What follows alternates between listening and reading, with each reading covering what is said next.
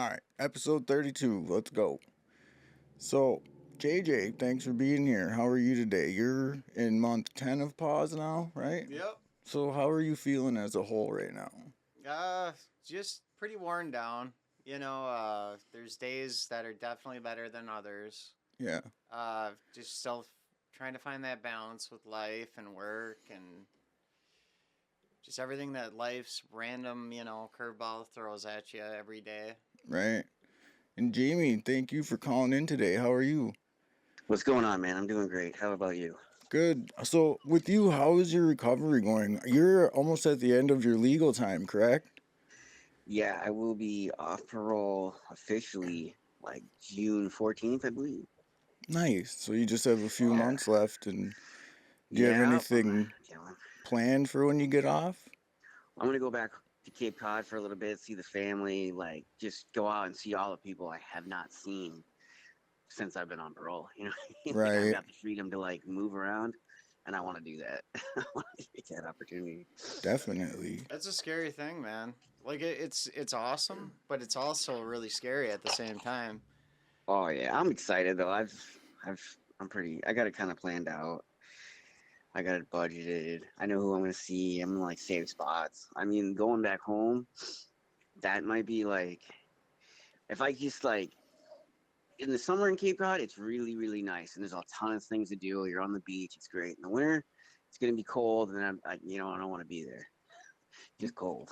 Right. So That's in Minnesota, right? no, Cape Cape Cod. Cod, Massachusetts.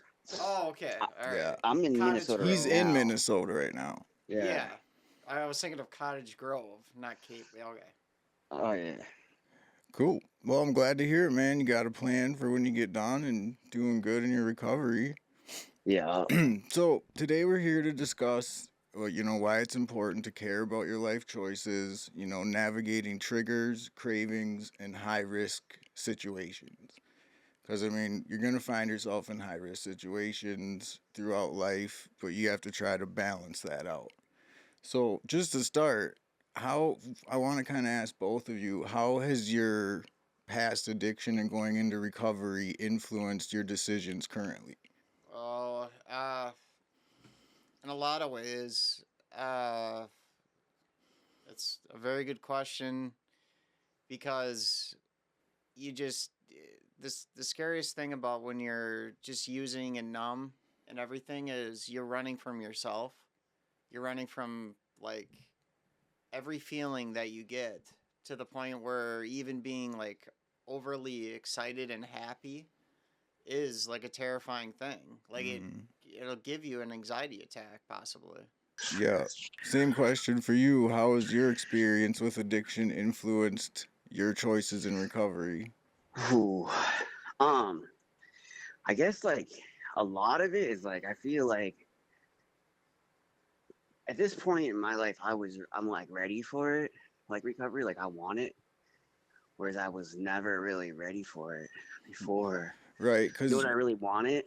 So, like now that I want it, I feel like I've really this is like where I'm at, like where I'm like happy in life. I don't want to I don't have any ambition to go back that way, right. And like there's nothing appealing about it. And I feel I don't know. I guess it's kind of like a personality trait, really. It's just like Hmm. like sometimes I some just think people like it's interesting when we were just talking recently. Like it really kind of stuck in my head how you said that you were actually trying to. Your goal was to deepen your addiction, oh yeah, like yeah, that. you want to be the best you can possibly be. Right, but at the time, like that's where your actual thought process and goals were in active Yeah, addiction, and now it's to try to be in recovery and, for lack of a better word, deepen your recovery. yeah, yeah. Get further into your recovery and further away from active addiction. I've actually never Yeah. heard somebody say that before. That's really funny. Yeah, we were talking about it yesterday. I thought it was really interesting. The complete Well, yeah. opposite. Just yeah, Well, that's I mean, like I was going, I like, being a heroin user, you want to you're gonna have it. You're not gonna. It's not like one of those things you pick up and you put down. Like cocaine, you can pick up, put down. Mm-hmm. Heroin, you want to like that's like you gotta have that's like a safety net you want to have. You want to have it, and you don't want to run out of it because then when you run out of it, you're miserable. Right, So physically and like mentally. Yeah. my whole thought being was like, how can I make sure that I am safe the whole way through? You know what I mean? So I was just keep on bettering myself deeper and deeper into that addiction because of it. Right. So, but that was my ambition to like do stuff. I was like, I'd get up, get high, and then just try to make the most of everything I could to keep going harder Hmm. or like security, you know? So with that now, what role does self-awareness play in continuing to make those healthy decisions? Well, I look at it as I exhausted myself doing that. And I know that it just is it's a road that it's not going to pan out. And it was a miserable, sad, lonely road. And I know that. So now I'm just like, it's not even appealing to me. I've experienced it and it's something I'm not into. It's kind of like when you're younger, you pick up skateboarding or something, you like love it and you skate and you do whatever. And then all of a sudden, like, you get older and you just start getting like to the point where it starts to hurt to do it and Right. you don't want to do it. That's kind of where I'm at, you know, I like it couldn't hurts agree to do that more. shit, you I, know? I mean, I've constantly been talking about that with Dave a lot lately. It's like, I do not feel young anymore. I mentally, that whatever age we started using at, for me, it was like, in my early 20s, and like, being now in my mid 30s, it's like my body is not keeping up with my mind, and Oh, it's yeah. it's like, yeah, I could not agree more. God. So, with this thought process, I want to actually ask both of you this. So, what's a difficult decision that you've had to make in recovery and how you navigated it? So, I'll give, like, for an example, for me, it was when I left treatment the first time, kind of pushed myself out, and I had pause, Mm, and I was trying to use different drugs to feel better, trying to do everything to feel better, and then I had to either decide to try to keep using or taking these prescriptions and make them everything was making me weird or go back to a program. That's a super hard thing to do is to put yourself back on methadone after you've came off of it. yeah. Yeah. But I had to make that choice in order to get balanced and retaper and to better myself and heal properly because I was in a bad place. Yeah. So that's how I had to overcome that to better my recovery or I was going to use again and be in a lot worse place. So Yeah. have you guys, either of you, had decisions like that in recovery, like your 10 months in pause? Every day because the way I used to be able to sleep when I was on methadone, and the way I sleep now is just, it's a miracle. And I guess that's the most positive way to look at it is I have tested my patience, I have tested my strength, and I really don't think it's a willpower thing, because that's how you get people. That's how people end up dying. I truly think when people say you just need to suck it up and have the willpower, because there's plenty of you know some of the toughest people I've ever known that have died from addiction. Oh, of course. I mean, Yeah. It's like a uh, relapse waiting to happen usually. yeah. The way I did it and the way I sound like I come across at times is like how, like, you only do it my way, like, just cold turkey that shit and just tough it out. No, it's everybody is so different. Everybody's entire brain chemistry is different. Yeah. Yeah. And this whole idea of there it being, especially like, what I'm talking about, Jamie, this, like, when you're on probation or whatever, they feel the need that it has to be 100% abstinence based. Like there's no other Yeah. solution. Yeah, there's no tolerance. Most of them like that. Yep. Like as far as that goes. Like And no. But that's even what is taught in schools. Like, even for me in school, it's being taught you can drink 2 drinks every single day, and that's not alcoholism. But if you use drugs at all, then that's a problem because you're supposed to Yeah. use zero drugs because it's illegal. But let's not talk about that. It was illegal for 10 years, Right. in the 1930s. So, Jamie, do you remember a difficult choice at all that you had to make in recovery?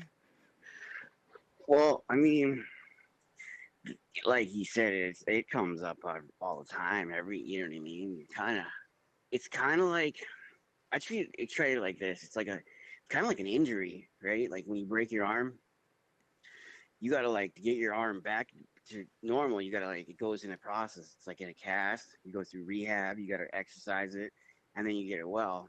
Yeah. During that period of time, whether you use your arm or not, it will affect your longevity of the healing process of your arm, right? Right. It's kind of like how your mind is and how this like addiction is when you're in recovery. You gotta nurse yourself back to health in the same sense, and like you can do it a million different ways. Like some people do the meditation. Some people will use like the deprivation drugs like Suboxone, Right. methadone, and stuff like that. There's a lot of different ways. It just and like you said too, it is a lot to do with the personality, the neurons, what kind of trauma you've been through. There's so many factors of how to do it. It's not like there's nothing set. I don't think there's one way set in stone. It's just No. per individual. Oh, I agree a And hundred that percent. is what, yeah, I can't, it's terrible. You know how many people are 6 feet under dead because their society makes it pretty much like it's either you get sober or that's it. You're out the door or to jail, whatever. That's like right now. Like when I'm in recovery right now, everyone's got to do the step program, 12-step programs, That's not for and everybody, but it it's also not. is a great It's a thing. crutch. It helps. It's the best way I like to describe it. It's a simple program for difficult people. You know what I mean? Yeah. For complicated people, it's a simple program for complicated people. I think that's like a good way of explaining it. But it isn't for. I didn't do the 12 steps at all. You know.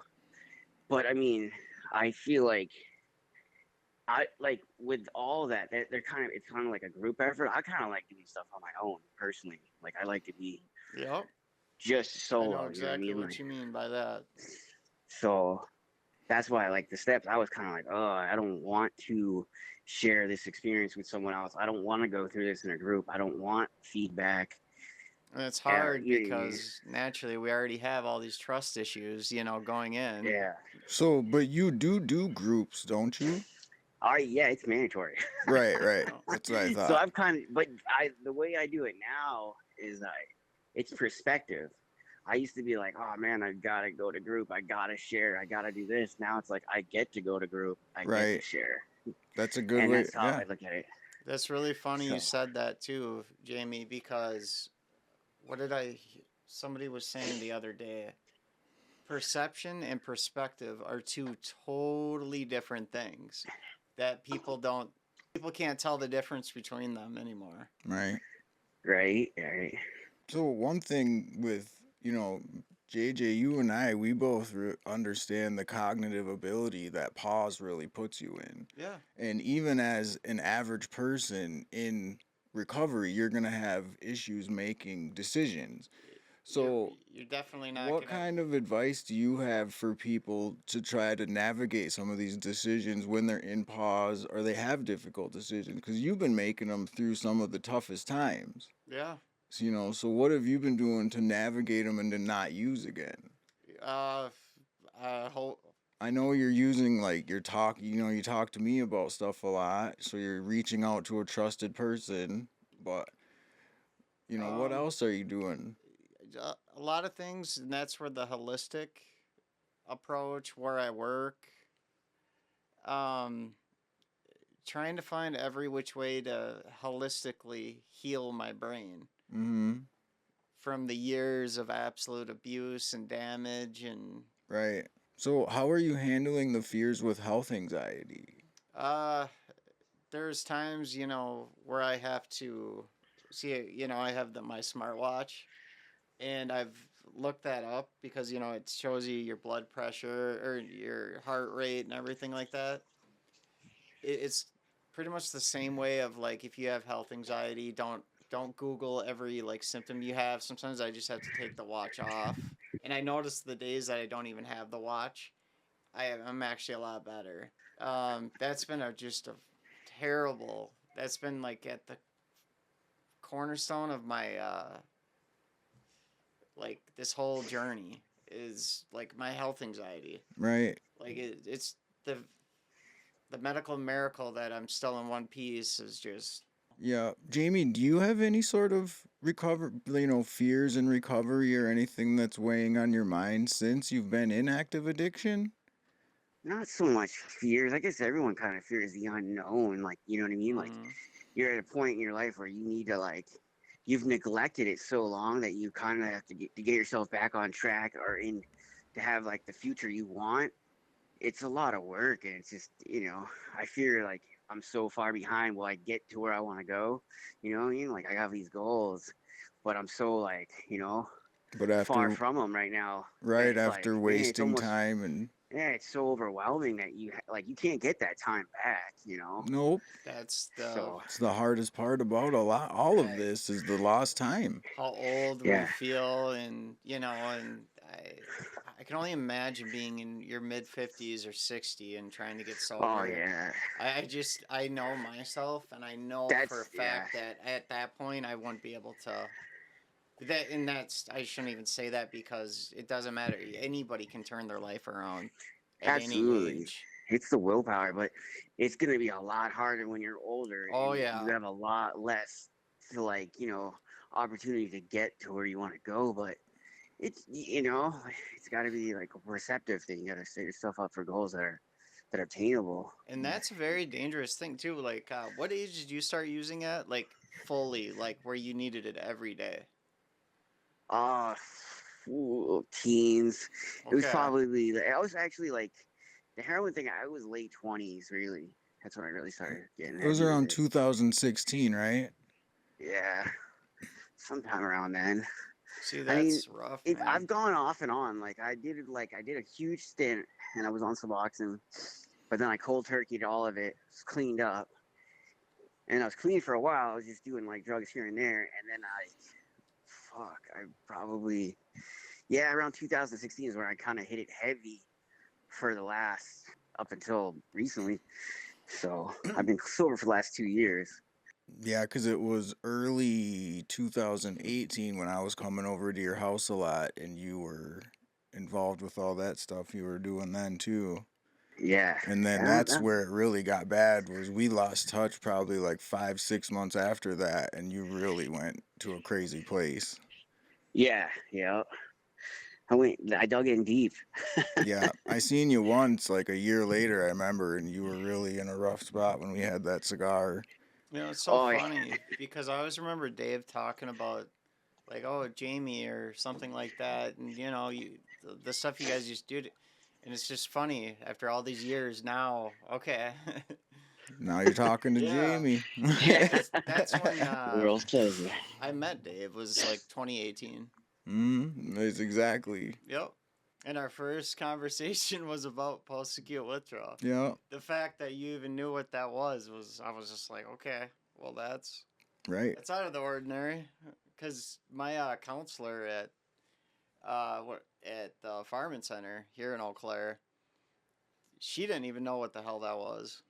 You I just feel like that center is kind of like just has the worst failure rate. You know what Oh, it's a I mean? dumping ground, man. Like, And they just throw. I'm people I completed it twice. It was only 21 days, but Yeah, it's that's the problem. and they got the federal FBOP inmates. They after they do their federal sentence, they have Yeah, to do 6 months as a halfway house there, yeah, and you yeah. can't be DOC with Oh, DOC there. They match you up with the federal people, so it's just so funny. It's very interesting, but I met one guy who just did 28 years in prison. jeez. He had no like what a red box was. Like he was just so fascinated by Yeah, the world. Like it's just going into a time capsule. he had a smartphone. He was like, "Holy shit!" Oh yeah, he always had to ask us like how you do it, and he had like the most. Yeah, it was actually a really scary. He robbed like 3 banks in like the late '80s or something like that. Oh yeah, that'll do it. Yeah, I have lots of memories at that farming center. It's funny. Have you been there? No, no, I was that was like the probation like wanted to get me there, but I had some other issues in Minnesota, so they had other plans for me. Oh, So okay. Yeah, so I would. it's definitely like I don't want to say it's 100%. Yeah, I want to see the statistics on the failure rate. That's funny Well, you said that. the persona too. Like when people say they're going to the farming center, it's like a joke. They know they're not getting clean. They're like, "I'm going to the farming center. I'll see you in a little bit at the bar." You know what I mean? It They're like, was I'm going to the farm and it's "Yeah, PH farm, not like F Yeah, farm. yeah, Uh the story behind it is actually amazing. It's really sad too, the whole story behind how that place was founded, but it's like 99% they're all when you're on probation, when you get in trouble and you get an alternative to revocation of your probation, they'll put you there for treatment. right. yeah, yeah, And you're in there with other people who are it's either you go to jail, prison, or you go to treatment. What do you think people are going to do? Mm-hmm. yeah, And you have to go to jail for at least 60 days before a bed opens there. So you get all this food after being in jail for a couple Right. months. Who's going to say no to that? Not yeah." many. Especially Claire, when you're locked down the whole time, you're just like, "Yeah, get me out of here." Yes. Mm-hmm. I remember, yeah, after being in jail for like 60 days and getting there, and I couldn't wait to eat. They had all this fruit because you get starved with, you can't have fruit really in jail, because you Well, make yeah, hooch. the Yeah, because college makes the people. food, right? What's that? Isn't it the college that makes the food? Like they bring the Yeah, food yeah, there. they Yeah, it's cater like it good there from the food, super good university. food. Yeah, It's a feast. The yeah, desserts, everything. It's just awesome. Nice. Makes you appreciate those things. Now, those are the things that I think of before I ever think about going back to that lifestyle. Mm-hmm. Is those. That's why I really think that I can tell the people that still mess around and the people that have never had full blown consequences for Yeah, their actions. Like it's a dangerous yeah. thing. yeah. You can tell the people that haven't had any real consequences yet, Yep. because I they're still willing to take those high risk choices. Yeah. I Right think that's like after. that's like the big differential between people that are addicted on meth and then heroin. Cause like people that are on heroin, they know how miserable and with like how bad it gets. Cause with the withdrawal, all the like the repercussions of that are so much more harsher than the meth. With meth, they usually get in jail. They're just a little bit shady. They like don't sleep. They don't eat. But you're not like physically sick as you are when you're on opiates. You Right. know. Meth is a mental thing, right? Yeah. Yeah. Well, it It's can be both, but it's actually the like what I did. If you do studies on it, what's scary is there's not a drug that raises your reward dopamine receptor higher than it. Actually, it makes like ecstasy. Meth, yeah, you're yeah. talking? Well, Yes, it's it there's nothing that can get your reward center and your the dopamine higher than that. It's like it peaks at 2,000 IU's or something like that, and it's I understand why people even though well, that I believe was the chemical makeup of it's like only one chemical off of ecstasy, so it is like super. yeah It's pretty much the same, you know. So That's crazy. And then Adderall's only one off of another, and it's like, so you're yeah, only two off from over here. yeah, And it's like these drugs are all actually pretty close, huh? and Adderall is ages 5 and older. Yeah. 5 fucking years old, and that is just ridiculous. I don't care how Yeah. you say it. I don't care the backlash. Like, yes, it does help people, but a 5-year-old, come on. It's a yeah, little early. A absolutely. little early. I don't know. It's just at 5 your brain is at Yeah. the crucial It's early to be taking medication, I think. Crucial. Like your brain needs nutrients, the proper nutrients, the proper care. You need Right? to develop, really. You need to like have a brain that develops healthy and like Yes. regular. You can't be if it's chemically induced, it's going to be trained at such a young age that that's what it needs.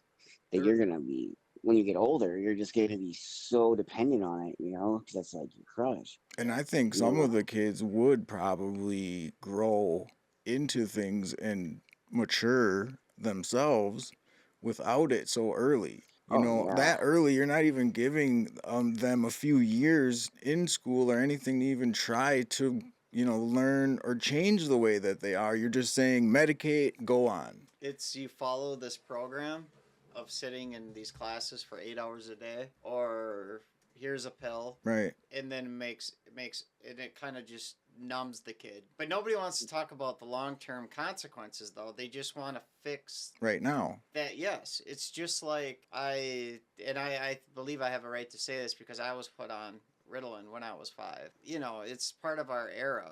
Is I like I've said before. I remember the where the school nurse was. The line to get medication was as long as the lunch line. That's how it is in jail now. Oh yeah, yeah, yeah. That's actually really good. Yeah, That's I crazy. med call is Yeah. ridiculous. Yeah, that's Yeah. very The good whole point. jail's like under But I medical. suppose in there, everybody was on something and they need. He'll know what I'm talking about. The Well, Thorazine yeah. shuffle. Exactly. But you know how like that just shows you how greedy these pill companies are. They just like they're going to like the lowest of the low. Like when you're feeding drugs to like prisoners and inmates, that's pretty much like bringing a gun to like a kid's like a little like a kindergarten. You know what I mean? Like Well, you have these people that are just totally yeah, some of them just they drool. need it. Yeah, they No, need like it. the Like if Thorazine nothing. shuffle, like Yeah. shots of Thorazine, and Yeah. they're literally they can't Just even pumping walk. them. They don't even know they're in jail. Yeah. Yeah. Blacked That's out. There's a crazy. lot of yeah. See, and it's like that. See how like right away, like I knew exactly that he would know that. Anybody who hasn't done enough jail time or anything is never. You just really see how fucked up the system is. Mm-hmm. And Yeah, it's not a correctional facility whatsoever. There's nothing being corrected at all. no, Right. the TV's a babysitter, and then yeah, So, JJ, when you think of triggers, what comes to mind? Since uh, we're on this topic of all my these temper, things. Yeah. my temper, how people, being in a sales position, I always have to be very upbeat and very happy, and that's not the easiest when I feel horrible some Right. days. You I know, suppose it probably is easy to get triggered being yeah. in sales sometimes in recovery. It's definitely, but there's a positive to everything. And Right. there's been so many situations that I know, like years back, it would have gone south real quick. But now you're able to maintain a little Yeah, more balance emotionally. yeah.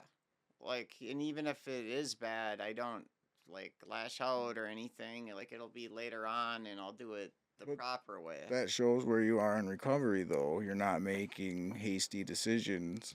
Yeah, and all of this anger that I do have and everything, it's 100% at myself. Right. It's not at anybody else. I mean, it might be at times, but it is I'm just at the point in my life where I know I put myself and I'm catching up late in life because I didn't want to fucking listen when I was, young and dumb.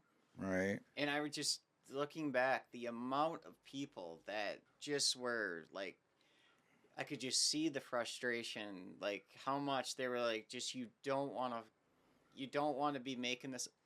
The first time I ever went to jail, I had to do like 90 days the whole summer. And I remember the attorney I had, he said, if you keep this up, you're going to be spending Christmases. You're going to be Yeah. spending birthdays. You're going to be spending. You don't want this. And I remember like it was yesterday. It was just went in one ear and out the other. Like it's like I thought I knew better. I Right. thought I could outsmart everything, and You do when you're younger. there you go. And he was right. 4th of July's, I remember hearing the fireworks from inside the jail. Just everything that comes along with drug addiction. Right, man. That's crazy. Yep.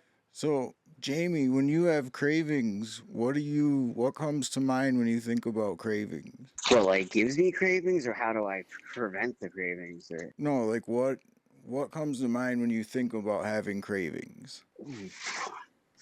well, I Like, usually I like my outlet would be like I just keeping myself busy.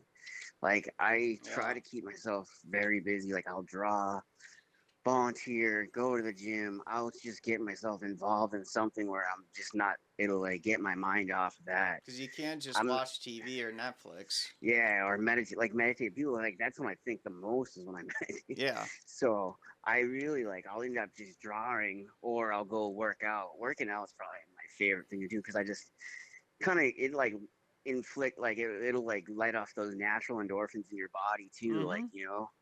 like when you're physically hurting yourself when your muscles are tearing and stuff, and then it kind of like subsides. You know what I mean? What do So you take for supplements? I don't do any supplements. I just drink green tea and lemon. Oh, nice. I don't. I a lot of people do the protein and the creatine and stuff. well, no, I because I just was drink. gonna say, man, because that stuff does help a lot with the muscle tear and everything. Yeah, absolutely for healing and Creatine, stuff. especially, is very good for you. That's what I'm in the sales of.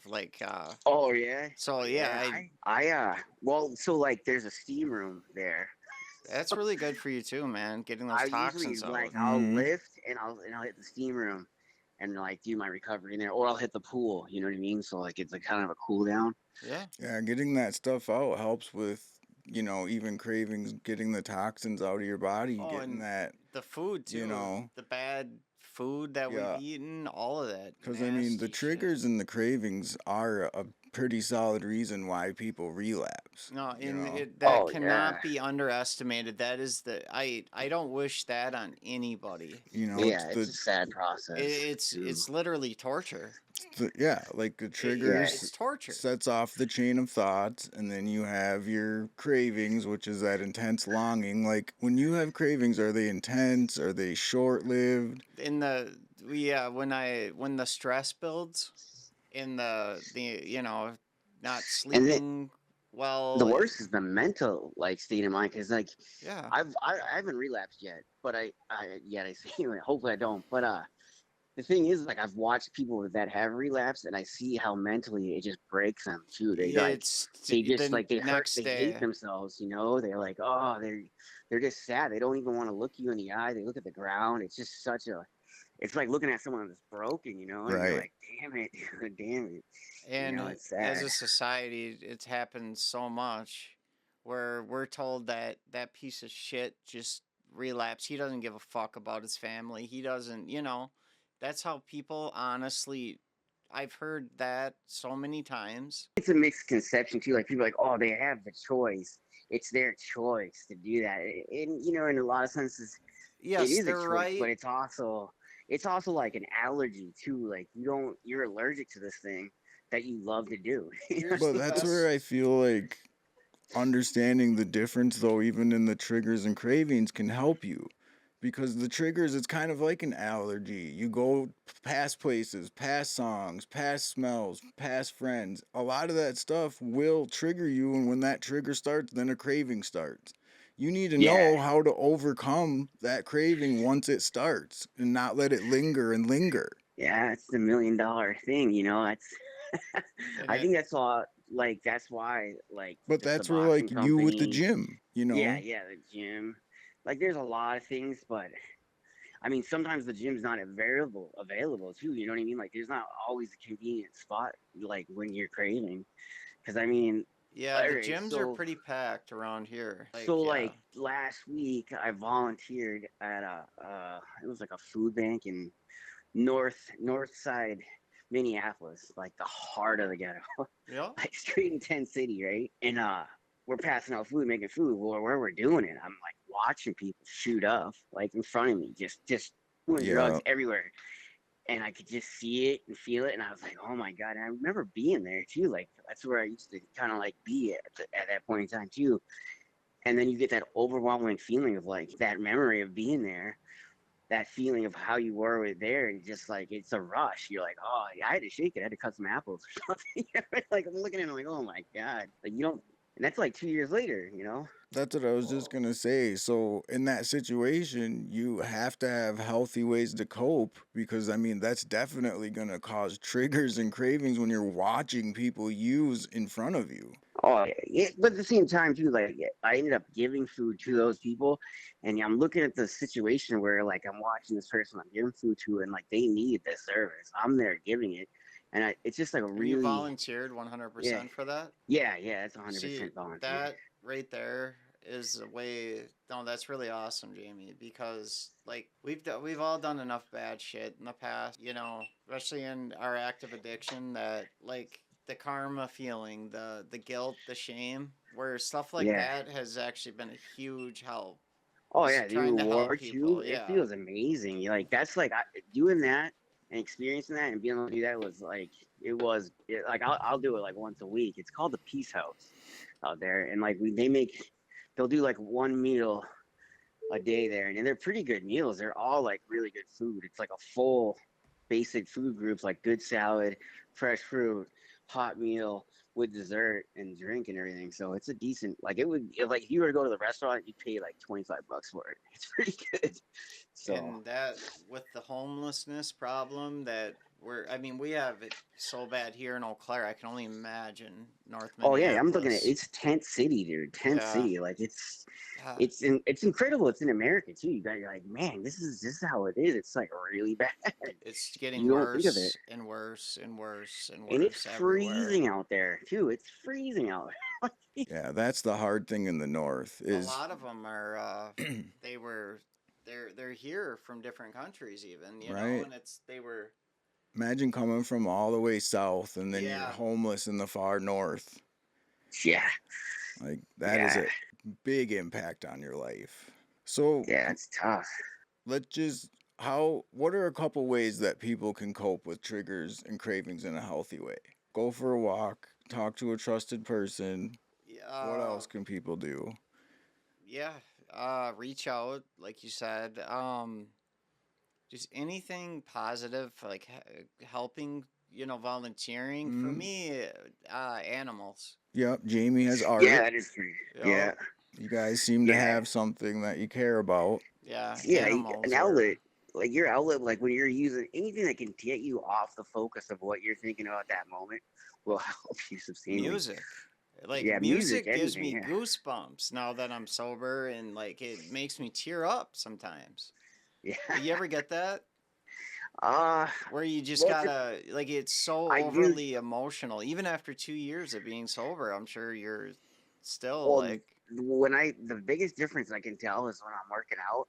When I work out with music and I work out without music. When I work yeah, out without music, I'm almost like it's hard for me to keep going. Like my ambition to go harder is as much as it is when I have music. When I have music, I am pumped. Like I'm going as hard as I possibly can until my lungs are gonna explode. yeah, and you're really getting those receptors and Music um does make a difference when you're like working out and stuff.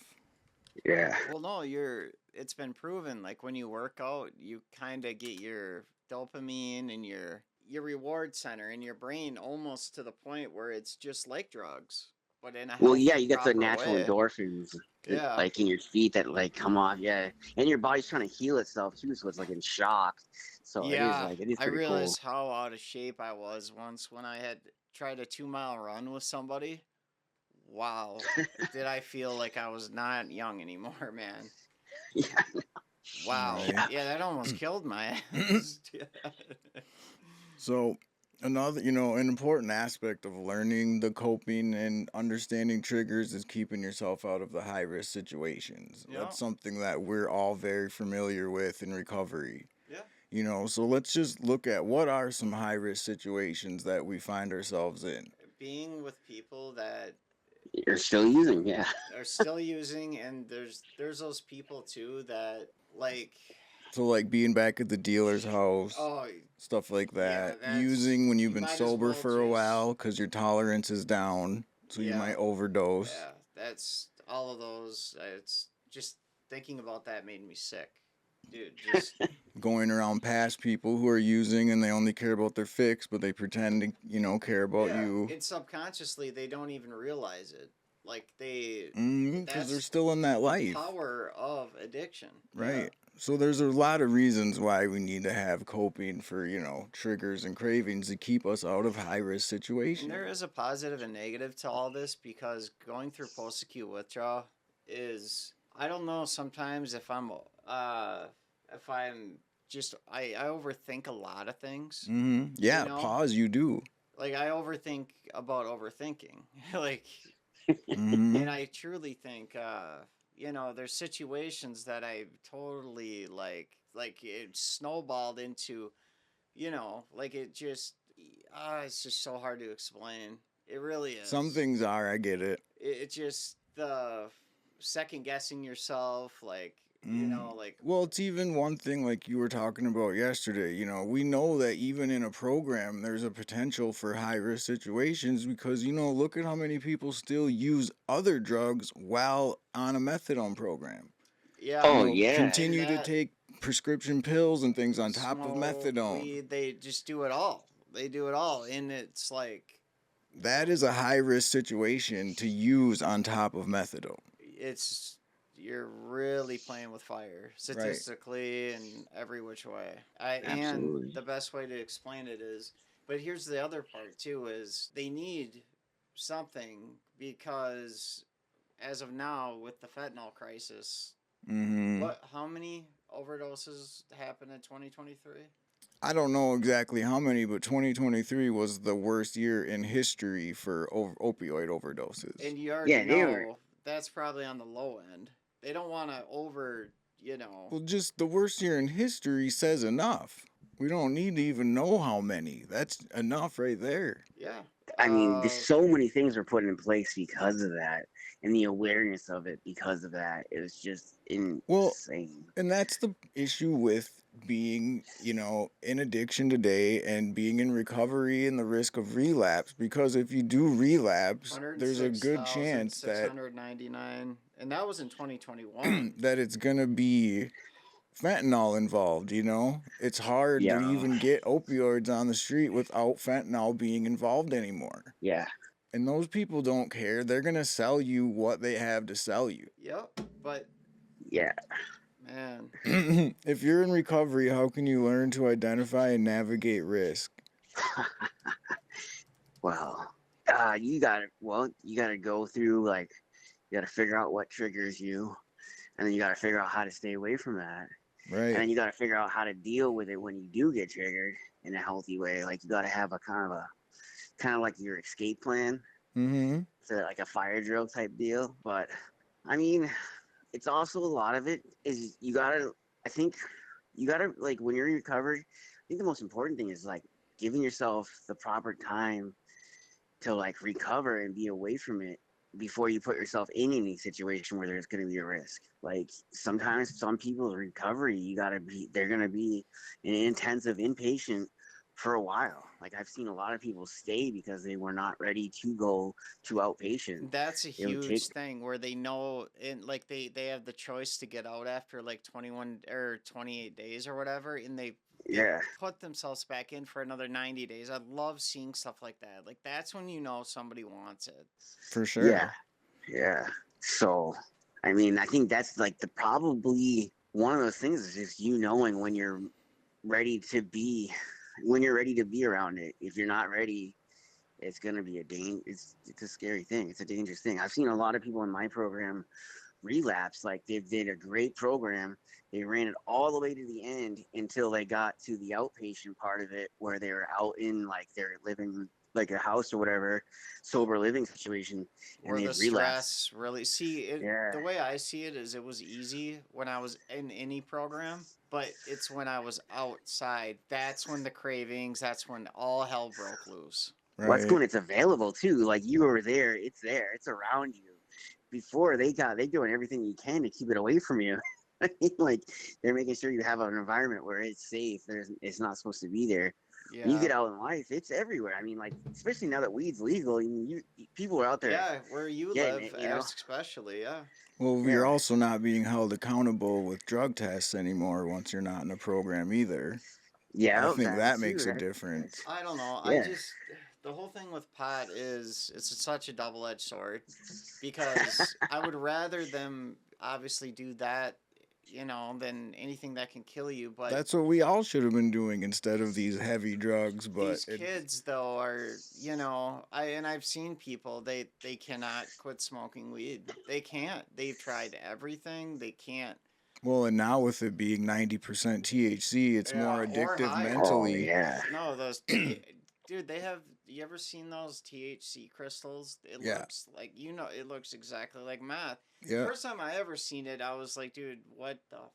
What people don't understand is people are That is actually pure, getting post acute withdrawal syndrome from high potency marijuana. and that goes into a whole nother thing where you can't mess with nature, and that's what they're genetically modifying the marijuana to. They take out all the CBD, which is the medicinal part of it, and then they raise the THC levels to like 34%. More than that, You're messing, like yeah. 84%, Well, right. man.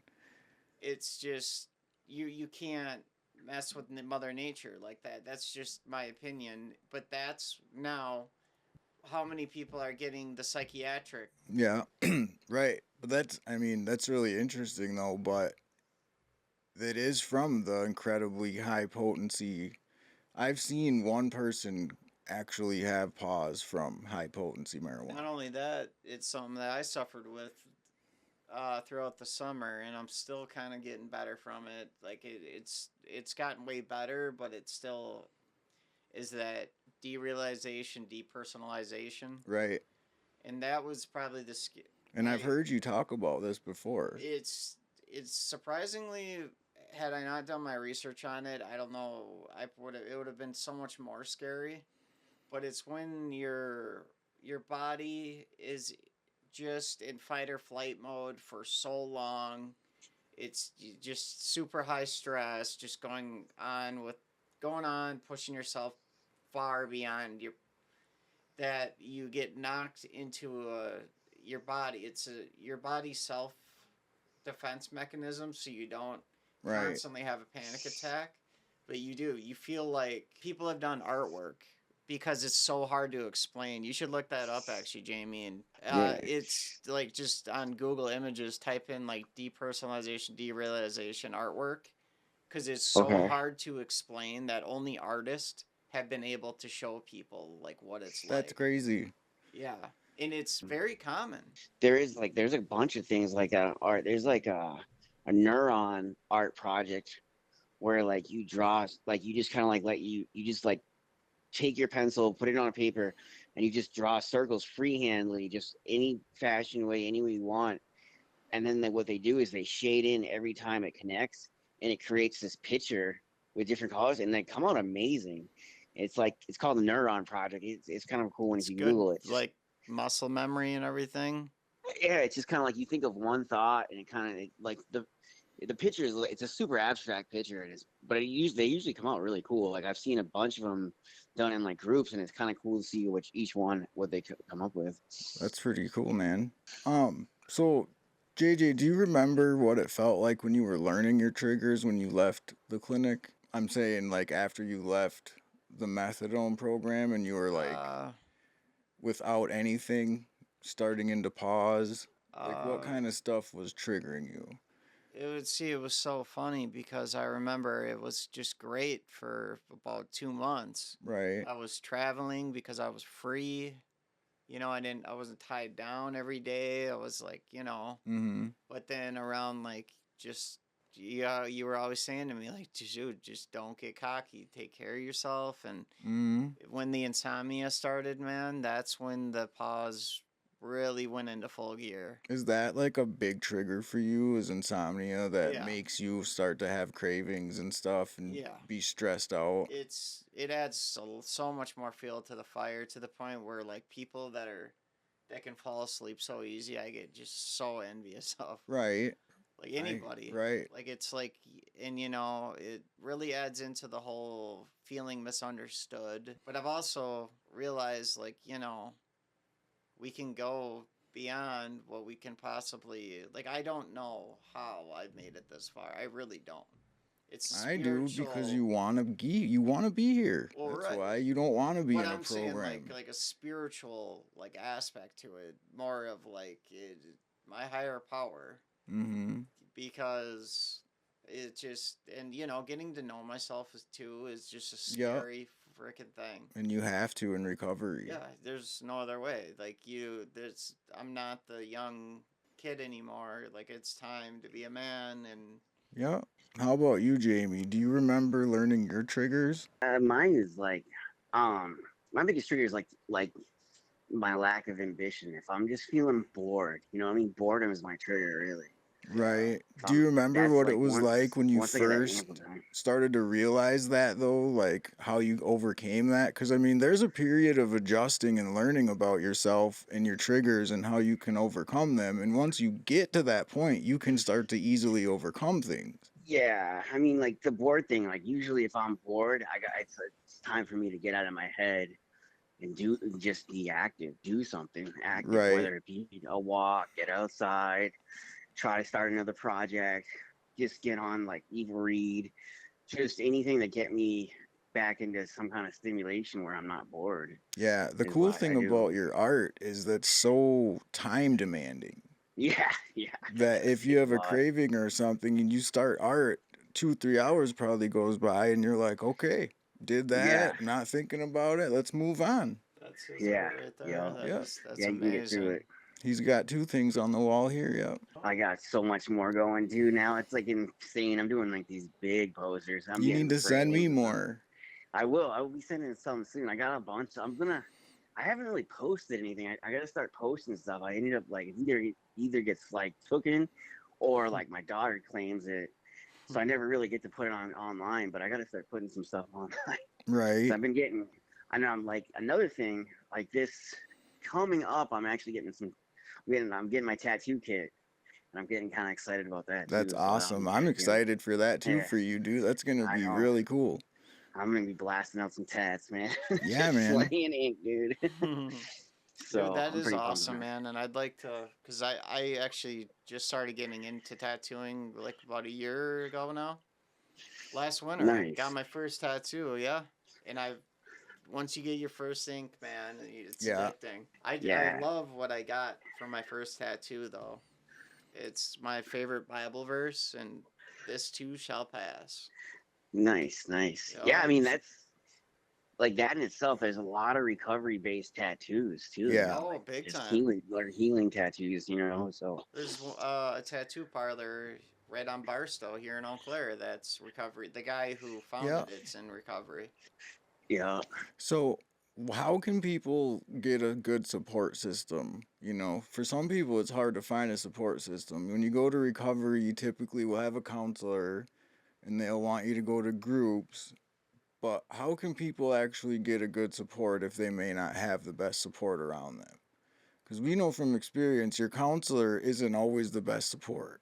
Well, that is a good question. Generally, you got like I feel like the people that you know that care about you are going to be your best support system. The ones that generally care about your well-being, they're going to be your biggest support, Right.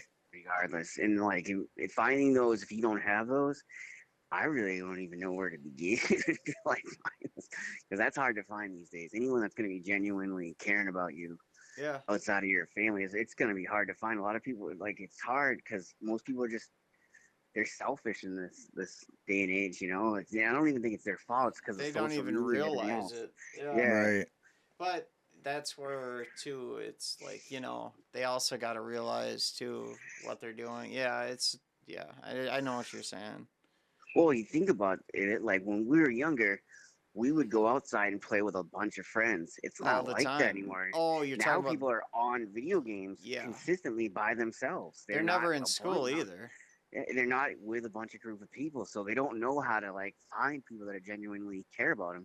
because they have these online relationships or whatever. You know what I mean? So it's It's just not. so fucked up. Yeah. I see that on TikTok. They have like an AI girlfriend. Oh yeah. When I seen that, I was just like, dude, that is sad. Honestly, and I'm sure there's a lot of people. Yeah. Oh yeah, dude, it's way easier. Think about it. You don't have to worry about rejection or being hmm just it's whatever they want it to be, really. So And like the thing about meeting people at the clinic is a lot of people, I'm not trying to talk bad about people, but a lot of people there are still in a very selfish mindset too. Yeah. Unfortunately, not a lot of them really take it all that seriously. You know, like me and you met at the program, Mhm. and you're one of my biggest supports that I have, which Yeah. nobody else I've met I can say that about in a program, and I don't even trust most people I've met in a program. Yeah. It's funny. I've met some of the people that I truly don't ever want to see again, and Right. some people that uh, they become like family to me. Right. So It's it is very actually a strange. challenge to get a strong support around you if you don't have one. But Yeah. there are ways. I think that's where, being in the spiritual side of me, my recovery is energies find each other. Like, Yeah. whether it's, like energy is a big thing. Like, and it doesn't get talked about enough. That's a problem. Right. Like, how they always say, like, oh, just my gut feeling, just something was off. Why Mhm. do they say that? Because your gut is your second brain. Yeah. So, Jamie, if someone just entered recovery and really hasn't had any triggers yet, what's one piece of advice you'd give them for when they start having triggers? well, I would tell them that. Whew, I don't really know, like. I guess I feel like when you're first in recovery, everyone has that natural recovery high, like they're in a high cloud bubble Right. because That's they're what I'm just saying. happy, Like, so when they and get then in they gotta there, come down. they Like start. it's part of like I guess it's just part of like your life. Like you're gonna come down eventually on any part of your life. You're never gonna be on that high.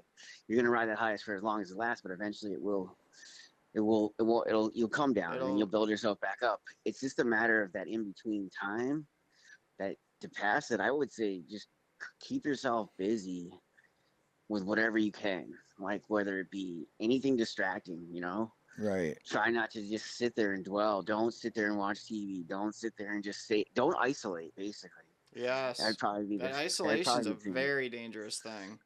Yeah. Right. That's good, man. That's awesome. Isolation, or just, you know, like, just that when you want to give up. When you start planning your relapse, like, okay, I'm about ready to call the dealer or whatever, that, and if you ever see somebody do that, you got to do everything in your power.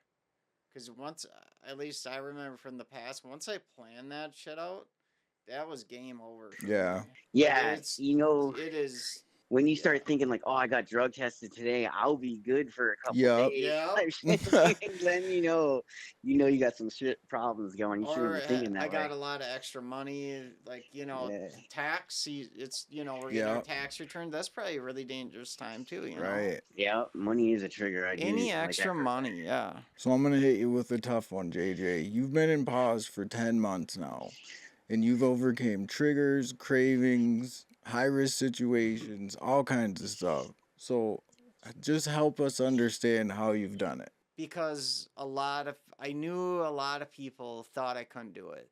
Right. In that stubbornness I've always had, I,